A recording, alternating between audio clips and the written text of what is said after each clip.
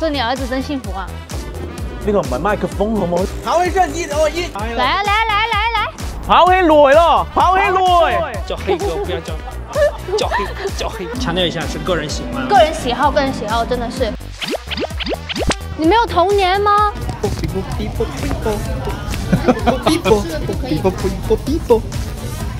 哎呀 ，sorry， 淋我。然後隨便講啊，我很隨便啊，我這個隨便的人。0000003，哇，比子夜路子還多幾個零。是出大問題。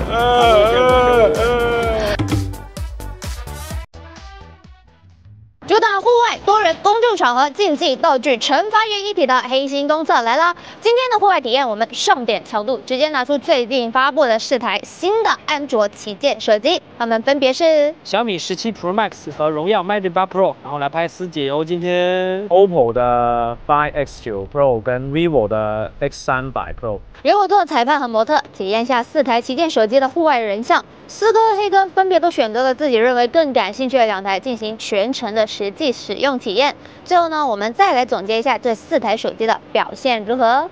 第一站，我们先到广州艺术博物馆来拍点好看的照片。那今天呢，也为了公平起见哈，我们分别呢4台安卓旗舰手机都会用到默认的一个拍摄模式去拍摄，看看最后出来的样张表现怎么样。哎，刚看完了小蛮腰，我突然发现呢，在门口现在这个阳光今天天气还不错的情况下哈，在门口这一块地方有这个波光粼粼的一个小水影的一个倒影的地方，我觉得我们可以在门口也先试拍一点点。这个，来来，模仿一下这个好不好？模仿一下这个。他们先模仿吧，永恒的光。我们俩换一下位置，模仿一下这个推车吧。啊，有个车嘛。你要带上那2个画。像吗？还挺像的，你的头再转过来一点。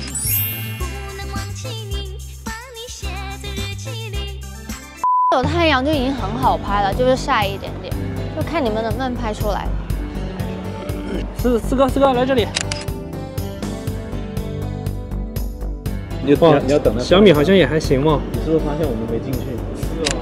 它细节可以，都可以其实，但这个我喜欢这个多一点，但是这个会好一点。我会选这个哎。它就是想要这种柱子，想要柱子，就是长焦的一个柱子，想要豆子。对，1、2、3，你就拿到顶就可以了吗？还不错啊，抓的挺好的。哎，这个光线上很好看。对，有个光线打到头发上。小米今天的表现很，你为什么要删掉？不是那个不是抬了吗？抬了一半了吗？他紧张了。你完了。你完了。你就喜欢抬那一半。没事，开玩笑，我前面还有一张不错的，不用要那么多，倒是选不出来。你不是欺负老实人吗？这个3.6倍应该是用这一张吧，这个可能好一点。这个也很好啊。对啊，因为它这个构图不一样。我觉得是不是这4台都是一个阳光机呀？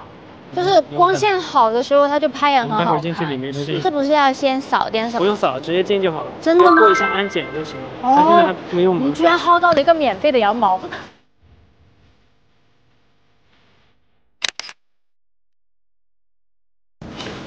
你要不在这里再拍一张，这样。背光。一点背光。逆光的。可以啊。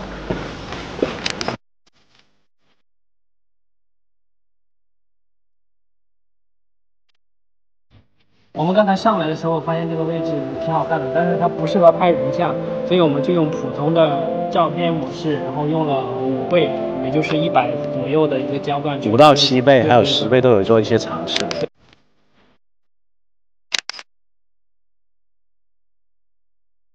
哎，好像这里1倍、2倍也可以，1倍可以，对，用1倍吧，你就感觉不用，就稍微随意，那个头发稍微拨一下，有点翘起来啊，漂亮。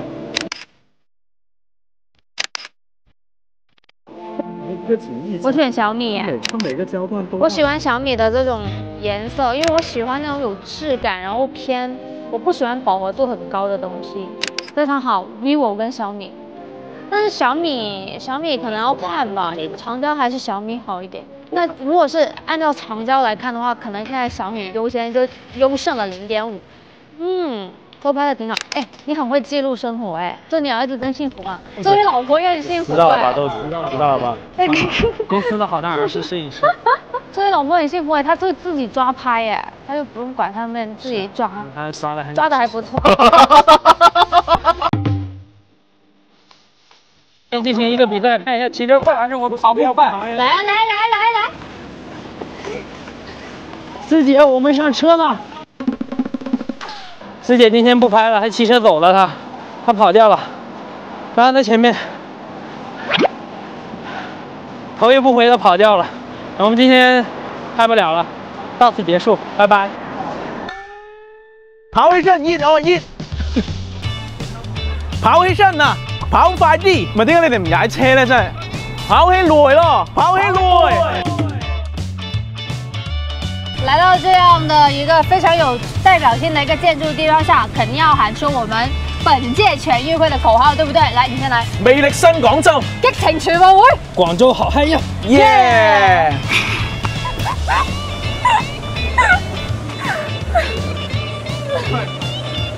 哎，各位观众朋友们，脱了黑丝公厕的红服啊，哎，本广州人也是来到了广州人不会来的地点之一——广州塔。哎，然后我们在这里呢也会进行一些样装的拍摄，看看户外的场景吧，因为这里跟艺术博物馆相近，还是比较近的。然后也是也可以推荐给各位外地的朋友们，想来广州的话，也可以来看一下广州塔这边。以前这里呢只有一个塔的，现在不一样了，现在这里已经有个商圈，大家还可以逛一逛啊。出片的话，其实这里是不好出片的。我们找一找机会吧。想拍广州塔还得去花城广场啊，各位朋友们。你要不要在这里拍一些坐的？可以啊。坐的话，坐这里还是坐上面有太阳的地方？坐有太阳的地方吧。哇，漂亮哦！说到一点点广州塔。1、2、3。他们两个的处理都饱和度很高哎。你看一下另外两台。因为阳光下面它的那个屏幕有激发亮度，激发亮度可能没有显示的非常完整。0000003，哇，比别路斯还多几个零。我没上车啊！我没上车啊！你在说什么？他说超薄。对，我在说超薄。这个车牌很薄。这个车牌特别的薄，各位朋友们。然后我给你补一个。我们慢慢呢就从广州塔走到了现在有轨电车的江边了。那因为呢我们的小米是没有那个2亿像素的长焦的，所以在这个阶段呢，它会先去中型的中场休息一下。接下来呢就看咱们的 vivo、OPPO、荣耀3台安卓的一个旗舰手机的2亿长焦的人像细节表现怎么样？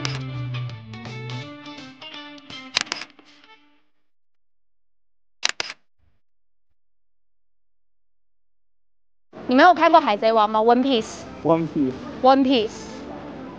只有我们两个，哎，默默的，我们是 One Piece。下一站我们准备去有轨电车。那来广州了，总要坐一趟有轨电车吧，对不对？看看轨在哪。是的，顺便呢拿几个手机来看看他们的这个录像上面的一个表现怎么样，拍点视频看看两位猛男能不能给我出一个好看的日系小清新的小 MV。可以的，不急，跟他耍耍。很可惜，来到这里太阳居然没了，我的天哪！老天爷是在跟我们作对吗？跋山涉水走到我脚都痛了，给个脚个特写，脚都痛了。你知道今天的地板有多烫吗，各位朋友们？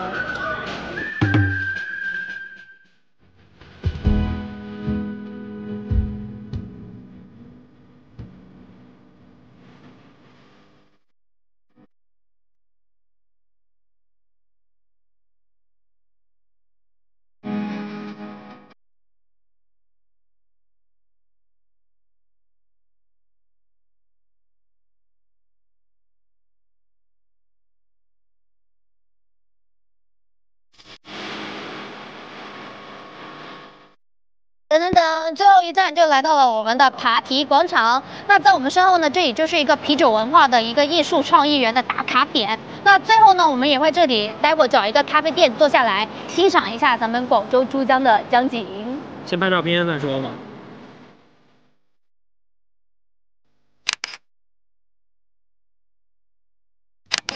我们去5楼了，叮叮。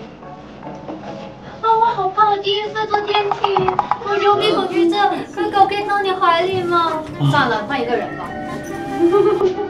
开个玩笑的。你不是欺负老实人吗？对啊，在这里拍一张呗。好。我可以走，然后那里。就是我们接这个景。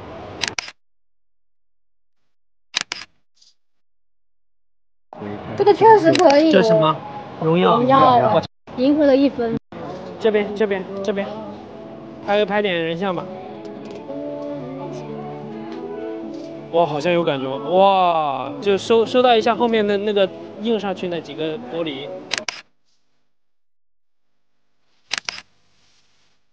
但酒吧好贵哦，你确定四哥请得起你吗？四哥，你们请我走吗？好，走吧，走，去吧，走吧，走吧。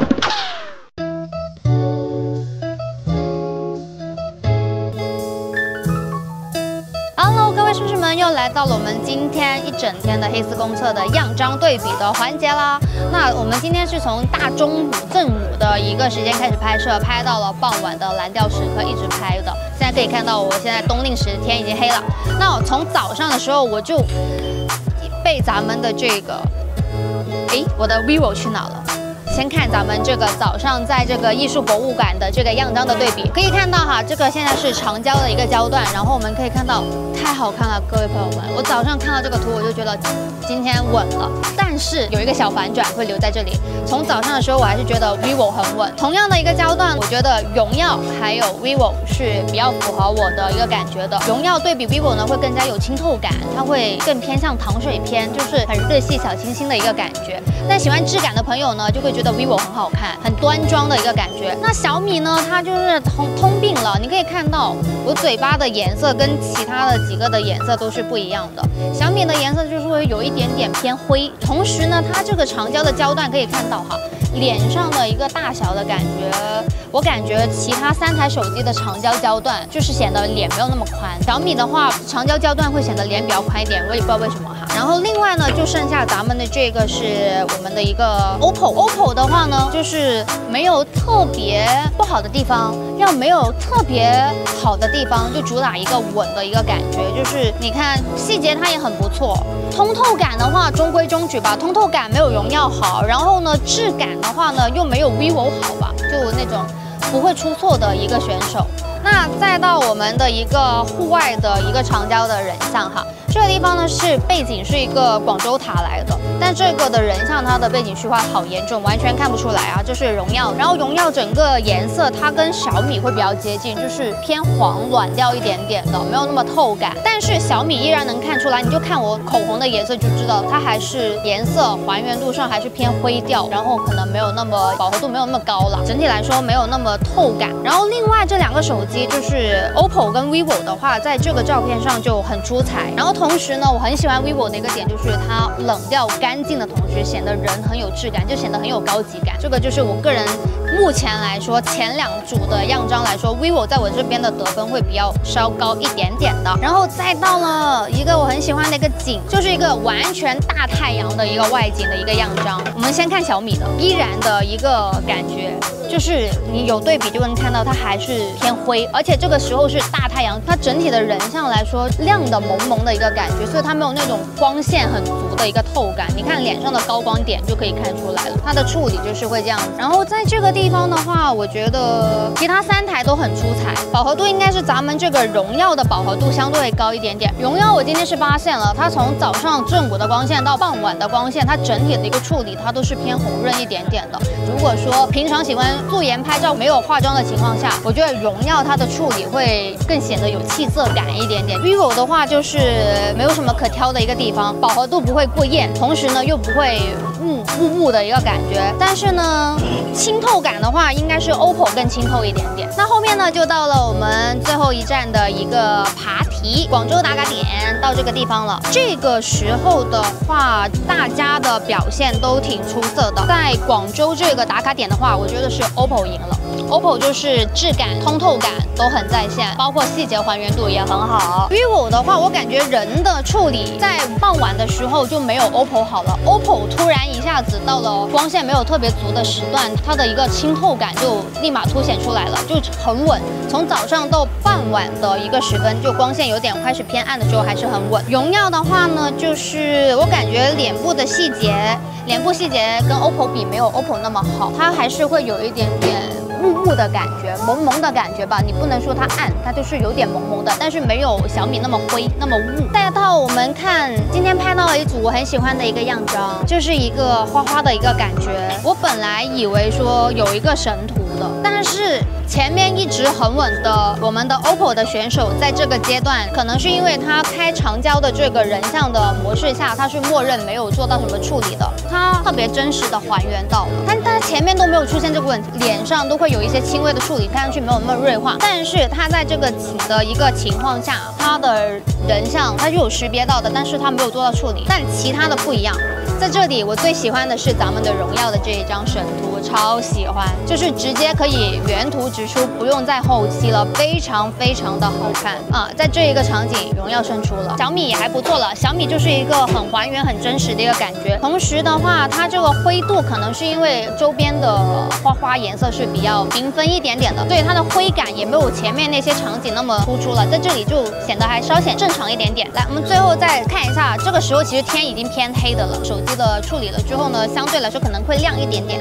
如果说最蓝调一点点的，反而是小米的，可能显得有故事感一点点。然后呢，它跟 vivo 差不多吧，我觉得它跟 vivo 都差不多。但是人的话，肯定是 vivo 的人像的皮肤的肤色的处理会更好一点点，没有那么灰了。如果你喜欢有故事感的，喜欢偏灰调的片子的话，可能小米就会比较符合你的定位。那另外呢，我觉得今天我们的荣耀跟 OPPO 在弱光还有逆光的环境下表现会更有优势一点，更优秀一点点。那总体来说，如果说无论你是从，比如说你今天有一整天的拍摄，特别是出去旅游的各位朋友们啊，从早上一直拍到晚上夜景的话，容错率最高的选手是咱们的 OPPO， 无论是它的处理还是细节，但是它有可能有时候会卡到一点小 bug， 就是我们在拍花的那一组照片，它没有做到人的处理，但其他的话都没有这个问题哈。然后 vivo 的话呢，它感觉跟小米一样，可能会需要光线比较好的情况下呢，它的成片率会比较高。它们两个在逆光、弱光的环境下呢，表现没有 OPPO 跟荣耀那么好。另外，荣耀的话，唯一的缺点就是它整体的处理就是偏红润的，饱和度高的，人像的处理感也是偏红润一点点的。质感上的话，我个人最喜欢的质感就是今天的质感排名应该是光线都好的情况下是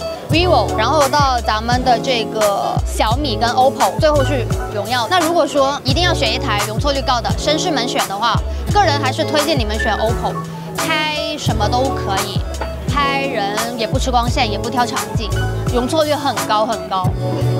但如果说女孩子自己用有修图习惯的话，肯定选质感好的，你可以考虑一下 vivo 跟 OPPO 去选。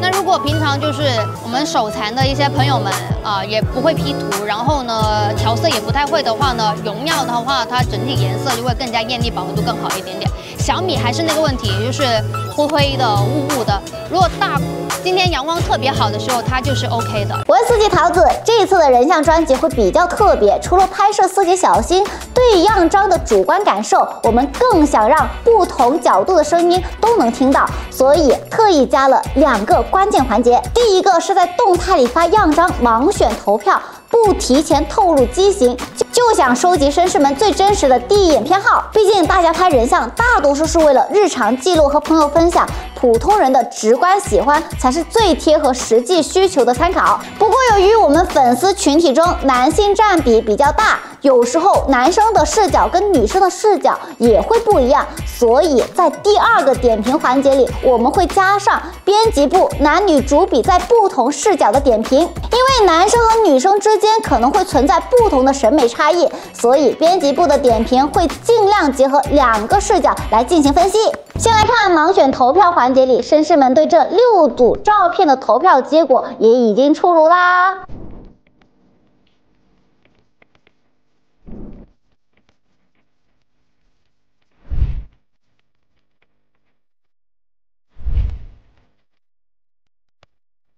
看完了的投票结果，接下来就看看编辑部男女主笔对样张不同角度的点评和分析了。师姐的点评呢已经很全面了，后续我们编辑部就不过多赘述，只对样张展开一点点自己的想法和补充。我代表编辑部男主笔讲述下样张分析，我呢就代表编辑部女主笔来讲述分析。这里由于男女视角不同，所以我们会尽量全面的去分析男生和女生对样张的一些看法。另外，除了4节点评和投票的样张外，我们还挑选了更多的样张来对4台手机的人像摄影进行全面的分析和点评。先来看6组投票的样张，第一组是主摄样张，蓝天的蓝色和人的肤色都是很常见的习惯色，偏一点就容易看出来。这4台手机的表现都还行，除了小米对天空的处理有点偏暗，其他3台的处理还蛮好的。来到第2组长焦样张，在大部分情况下，4台手机除了长焦焦段各不一样之外呢，表现还是挺接近的，有明显区别才摆上来给大家看。OPPO 的优势呢是搭载了单匣色彩镜头，白平衡稳定，拍人色彩红润细腻 ；vivo 拍人更加白皙，惹人喜爱。荣耀的雅固人像更偏向质感风，第一眼看着平庸，但细看属于耐看的类型。小米的人像表现呢，在大部分时候呢还不错，磨皮处理后能多保留一点脸部的立体感就更好了。没错，不过按我个人的喜好，女生可能会更喜欢这组照片里的 vivo 的效果，对人脸的处理没有一刀切，对暗部有提亮，也保留了腮红的痕迹。小米、OPPO 和荣耀的发丝保留也很细致了，对人脸的处理可能没有 vivo 这么均衡。第3组是主摄裁切，这一组 OPPO 比较还原实际的色温表现，4台手机都对背光的师姐进行提亮 ，vivo 的提亮程度呢比较克制，但背景云层的高光更加细腻。我比较同意你的观点。OPPO 的表现不错 ，vivo 的提亮确实比较克制了，其实还可以更大胆一点。不过从样张的色调来选的话，我个人会更喜欢对比度较高的荣耀。虽然 OPPO 和小米的表现也不错，但我个人会比较偏好荣耀在这张样张里的呈现。来到第4组长焦，光线良好的情况下，4台区别不大，就是默认人像肤色和白平衡有各自的倾向，有的更白，有的更保留皮肤原有的质感，这些都可以在相机美颜力度里微调。OPPO 和 vivo 甚至有更详细的瘦脸、大眼、瘦鼻等细节项目，更加贴心。按照我个人的审美，我会比较喜欢第3张 OPPO 的出片，保留了一部分真实的皮肤质感。荣耀和 vivo 的美颜磨皮会有一点点重，相对于来说后期空间会有一点小，但对于喜欢原片直出的姐妹来说，荣耀和 vivo 的直出效果是很讨喜的。放大来看，荣耀和 vivo 对头发丝的捕捉很到位，不用担心虚化会把头发丝也吞掉。小米的样张也保留了部分皮肤质感，但五官会拍得有点平。第5组主摄裁切，这一组直接上强度了，硬光打脸。不过4台手机的表现接近，高光不过曝，阴影不太暗，还挺不错的。是的，这4张感觉都挑不出什么错，女生来选的话，估计也得纠结一会。第6组是黄昏时分的主摄裁切 ，OPPO 依然能把人拍得白里透红，真的是很不错了哇！即使实际色温更接近小米和荣耀之间，在人像环节，好看的是更重要的。这一点我是非常同意了。人像摄影关键还得是把人拍得好看才行。说完6组投票样张，接下来就到我们另外挑选的样张分析了。比如这一组人像模式的背景虚化处理，4台手机默认的虚化量是不同的，我们使用默认设置，没有去调其他的。放大看这个场景下 ，vivo、小米、荣耀的发丝更加自然，能把发丝和背景精细的分离出来。没错，而 OPPO 的处理更像是帮你把毛躁的部分一键消除。其实保留一点发丝会让照片更有呼吸感。接下来这张，师姐背后有大面积白墙，这个环境下呢，很容易把人的肤色拍黑。大家觉得哪一张更好看呢？放大，我们继续看发丝。OPPO 的头发和白墙交界有点硬 ，vivo 的锐化明显，显得有点油。小米和荣耀呢比较自然。是的，这组样张里的小米肤色调整的还蛮好的，比较白皙透亮。下面这组样张，我们直接放大看皮肤和嘴唇的处理，哪一张皮肤嫩，同时保留皮肤的质感，哪一张显得嘴唇润但保留质感，各家处理略有不同，但都还可以。要硬说谁比较符合女生的审美，那可能还得是小米的肤色会更加白皙一点。这组照片是死亡顶光，处理不好呢，会显得眼袋深、下巴黑。这4台手机表现不错，而且都有给面部做了提亮，这一点很好。继续上强度，这组室内暗光加窗外的逆光难度很大。放大看，4台手机的脸部都没有什么噪点，很好。不过头发和背光交接的地方，能看出有些手机会更加自然。像是vivo会更加细致的做了肤色调整，整体看的效果会更加讨喜。在拍摄的过程中，如果背景颜色单一，小米17 Pro Max 的白平衡不够稳定，换一组焦段，白平衡又摆正了。因为当时天气呢是晴天多云，刚好有云挡住部分太阳的话呢，光线会有变化，不排除这组样张是意外。就这样看，室内光线里 vivo 会更加透亮一点。直面太阳，手机如果处理不好的话呢，容易高光过曝，高光位置呈现猪肝色。这4台手机都没什么问题，户外大太阳都不用担心。而且4台手机的明暗对比过渡的挺自然的，小米的天空背景亮度会高一点，不过就看大家会更喜欢哪种效果啦。来到下一组，小米的5倍长焦默认等效115毫米，焦段有点长，相比另外3台手机呢，更容易把人脸拍宽、拍扁平。这是小米老传统了，焦段长更有利于拍得更远，但没有中长焦接力，让人又爱又恨。不过这算是来到了 vivo 的舒适区了，85毫米焦段让 vivo 拍人像可以说是游刃有余了，面部立体度有了，并且肤色也很白皙透亮。最后的夜景逆光人像 ，OPPO 真红润 ，vivo 真的白，荣耀稳定发挥，小米比较还原真实。这组样张的点评啊，我可能会跟你不太一样，我个人会更偏好荣耀的效果。虽然荣耀为面部提亮对环境的高光没有做过多的压制，但整体来看，人像细节保留的比较多，效果呢会比较舒服。vivo 的效果也很不错。对面部做了提亮的同时，也压了一波环境的高光，让照片不会有过曝的观感。小米和 OPPO 的效果就相对来说会差一点。看完所有的样张，大家觉得哪一台手机更好呢？我们就不分高低了。如果大伙还在犹豫不决，不妨留意我们后续的4台手机全面测评特辑视频哦。在总结前，思姐先聊句心里话：人像拍摄的核心从不是拍清楚，而是留住真实情绪里的皮肤纹理、发丝动态，还有每个人偏好的画面氛围。正因为这份意义，我们才特意设置了大众投票加思姐点评加编辑分析3个环节。大众投票看普通用户的直观偏好，毕竟多数人拍人像是为了日常分享，思姐点评更多是站在被拍者的角度去聊随手拍的主观体验，比如会不会显气色、抓不抓眼。编辑分析则结合男女主观审美的不同去分析样张的效果，尽量让体验结论不偏科。不过思姐也得在这叠个甲，前面选的样张难免受手机屏幕色域、显示器校准影响，所以点评里主观感受会多些，这些视频仅做参考。各位绅士最终还是要结合线下实际体验，毕竟人像摄影的意义最终要落在你喜欢上，得自己摸过了才知道合不合心意。现在正式开始总结，排名不分先后我们逐个来说。先聊小米17 Pro Max， 它的人像特点特别鲜明，默认延续徕卡经典暖调，室内对人脸处理偏白皙红润，到了室外会用 LOFIC 高动态技术平衡强光，但也因为这样对比度会调低些，就像思姐点评说的，偶尔会有雾蒙蒙的感觉。这种调教其实很贴合喜欢复古氛围感的绅士。人像摄影不只是记录，也是风格表达。如果你常拍室内家庭照、咖啡馆随拍，这种暖调能烘托出温馨感，只是室外强光下的保守调色，可能需要你接受稍柔和的画面层次。接下来就是深耕人像 OPPO 和 vivo， 他们2家的人像思路都很清晰，那就是人像摄影要保证实用好看的核心需求。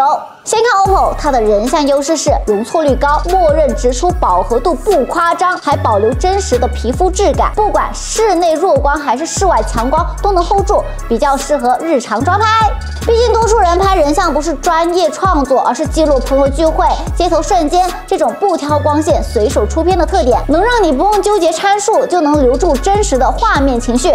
再加上 SPAN 宽幅模式，强化创作仪式感，对于喜欢随手拍、随手记录生活的小伙伴来说是很不错的体验。接着来说 vivo， 它的人像思路完全围绕着精细还原展开，在保留皮肤质感的前提下，人脸处理的够细腻，连背景发丝虚化都有蔡司级的精准度，再加上偏冷调的高饱和色彩，直出既通透又抓眼，这刚好戳中一些妹子在意细节美感的需求。比如妹子拍穿搭，闺蜜拍合照，人像的意义就是放大好看的细节，却不丢真实感。vivo 这种调教既不会把皮肤磨成塑料感，又能让画面更有感染力，自然成了不踩雷的选择。最后来说，荣耀 Max 8 Pro 这一次它的表现还是挺让人惊喜的，尤其是自然清透的效果。光线好的时候，在1.4英寸大底长焦加持下，清透感特别突出。虽局部磨皮稍重，但整体对比度平衡的好，加上原生85毫米黄金人像焦段，拍人不容易变形，出片率特别高。这正对应了很多绅士对人像的期待。人像摄影不是过度修饰，而是让画面里的人比日常更灵动，却还是自己。如果你偏好这种不刻意的自然美，荣耀大概率能戳中你。好了，思姐最后再啰嗦一句，选人像手机本质是选能实现你心中人像意义的工具。有人要复古氛围，有人要随手拍的稳妥，有人想要细节质感，所以一定要去找线下实际拍几张，看看哪款的效果刚好能留住你想记录的那些有温度的瞬间。